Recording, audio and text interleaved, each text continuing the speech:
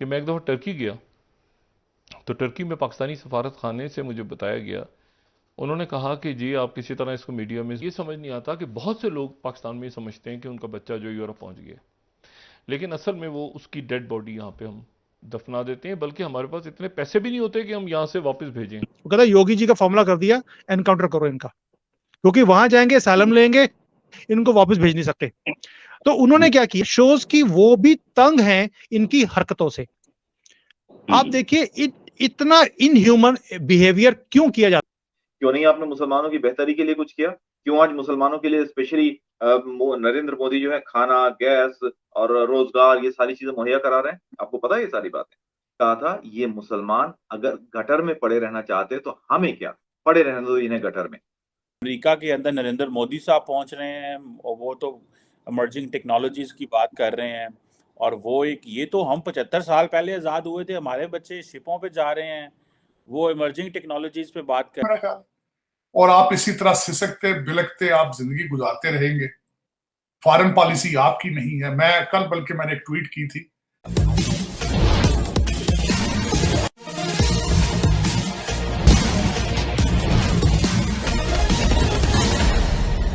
पाकिस्तानी खुद पाकिस्तान में ही नहीं रहना चाहते, वे दूसरे देशों में भागने के फिराक में रहते हैं।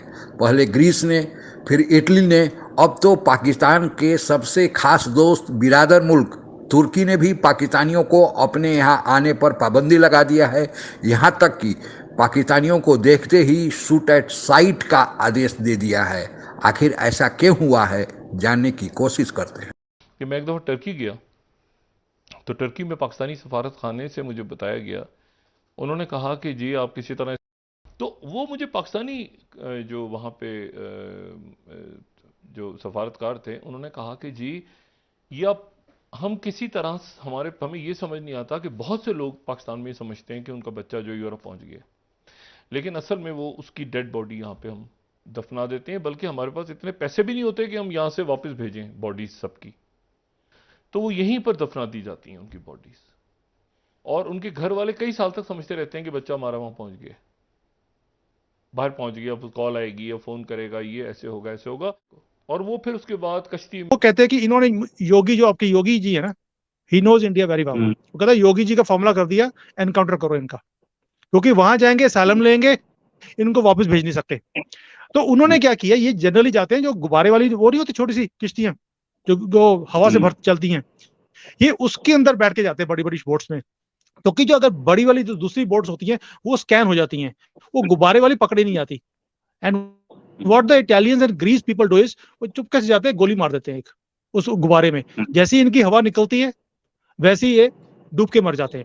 दिस इज, उतने पाकिस्तानी आते हैं वहां पर, क्योंकि इनको विक्टिम कार्ड खेलने की आदत है कि भाई हम अगर वापस जाएंगे तो हमारी जो कंट्री वाले हमें मार देंगे, हमारी आईएसआई मार देगी। तो विक्टिम कार्ड खेलना इन्होंने शुरू शुरू करते हैं वहां पर। वो तंग आ गए, इनकी इतनी पॉपुलेशन इन्होंने बढ़ा दी वहां पर, और वहां जाके इन्होंने गंदी फैलाना है। कोई अच्छा काम तो करना नहीं है, क्योंकि अनपढ़ जाहिल। क्यों नहीं आपने मुसलमानों की बेहतरी के लिए कुछ किया? क्यों आज मुसलमानों के लिए स्पेशली नरेंद्र मोदी जो है खाना, गैस और रोजगार ये सारी चीजें मुहैया करा रहे हैं? आपको पता है ये सारी बातें? कहा था ये मुसलमान अगर गटर में पड़े रहना चाहते तो हमें क्या, पड़े रहने दो इन्हें गटर में। दूसरी तरफ नरेंद्र मोदी आते हैं तो इन्हें मालूम है कि अगर गाड़ी के दो बड़े चक्के हैं, एक ही चक्का चल रहा है दूसरा नहीं चल रहा है, क्योंकि मुसलमान भारत की दूसरी सबसे बड़ी मुस्लिम आबादी है। ये बात ध्यान रखिएगा, माइनॉरिटी नहीं है मुसलमान। माइनॉरिटी हमारे यहाँ बौद्ध हैं, जैन हैं, क्रिश्चियन हैं, सिख हैं, ज़ोरोआस्ट्रियंस हैं और ज्यूज हैं। भाषण में ये भी बोला कि मोदी जो है भगवान को भी समझा सकते हैं। यहां भी जाकर के इस आदमी ने मोदी को पहुंच रही थी, उसमें कुछ 750 लोग थे, सुना कोई 300 से 400 लोग पाकिस्तानी थे, और सुना कोई 10-12 लोग ही टोटल बचे हैं पाकिस्तान के अंदर। इसके ऊपर कौमी शोक का दिन ऐलान किया गया है तार साहब।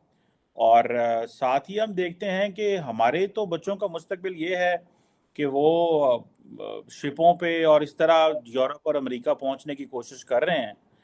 और अमेरिका के अंदर नरेंद्र मोदी साहब पहुंच रहे हैं और वो तो इमर्जिंग टेक्नोलॉजीज की बात कर रहे हैं।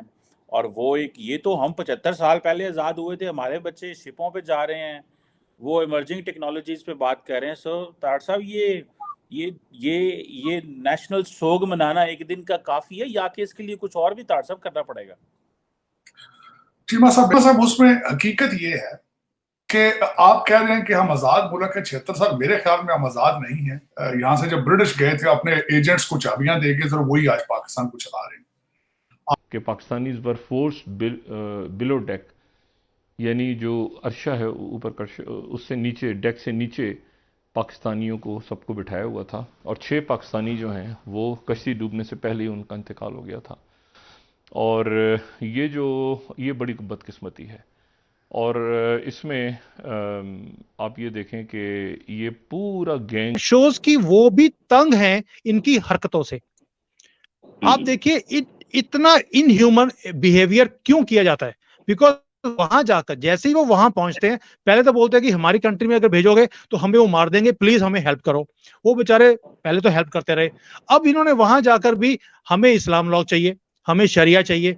अब ये ग्रीस इटली में जाकर, यूरोप में, ये वहां पे लोग वहां पर जाके उन सिटीज में आग लगा रहे हैं कि हमें शरिया चाहिए।